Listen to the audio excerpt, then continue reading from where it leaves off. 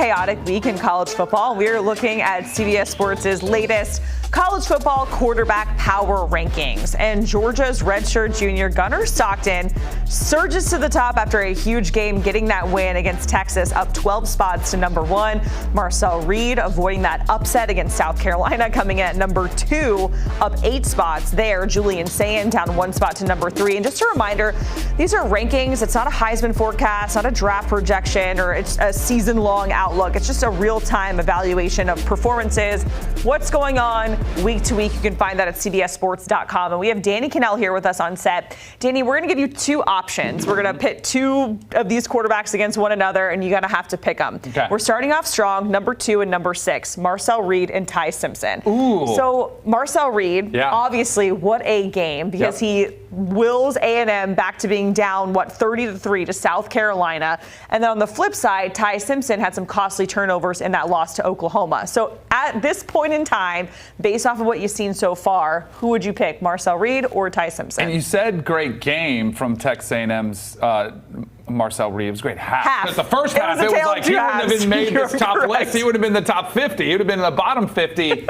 So this is really interesting. I'm trying to make sure that I don't have any recency bias here, because I love Ty Simpson. I like both of these quarterbacks. They've both been really good for their teams. And Ty Simpson is coming off his worst game, and Marcel Reed's coming off his best half. But here is the difference for me in these two. The mobility of Marcel Reed. Ty Simpson does play behind a porous offensive line that they cannot run the football, and he's had to make a lot of throws under duress. And if he gets pressured, he's pretty much done, because he doesn't have the mobility that Marcel Reed does. Marcel Reed fits perfectly in Colin Klein's system. So I'll go with Marcel Reed, who did show the college football world that he is capable of throwing the ball in a situation where you need him to put the team on his back. I thought that was a huge step in the right direction for him. He's a dynamic playmaker. We know what he can do with his legs. For him to add that dimension, he's got incredible weapons on the outside in Casey Concepcion and Mario Craver. He's got a good run game. But I'll say, just against these two head-to-head, I'll go with Marcel Reed.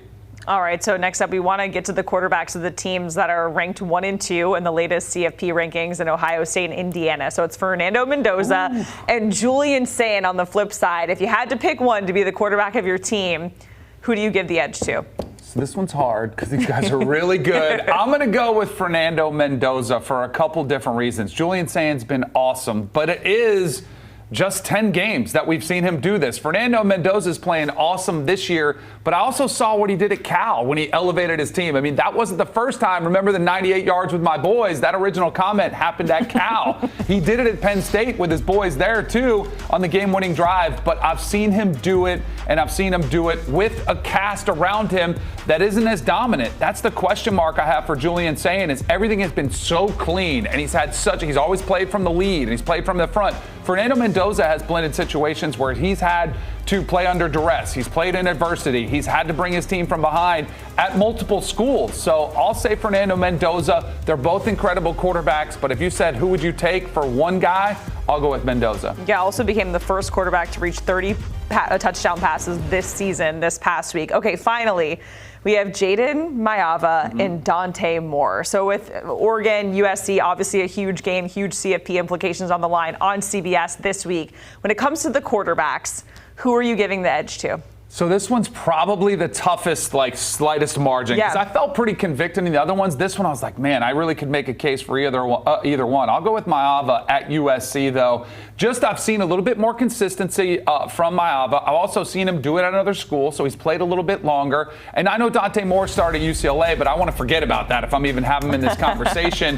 And I do think Dante Moore has been a little bit shakier. I just feel like the consistency of what Maiava has done has been more impressive.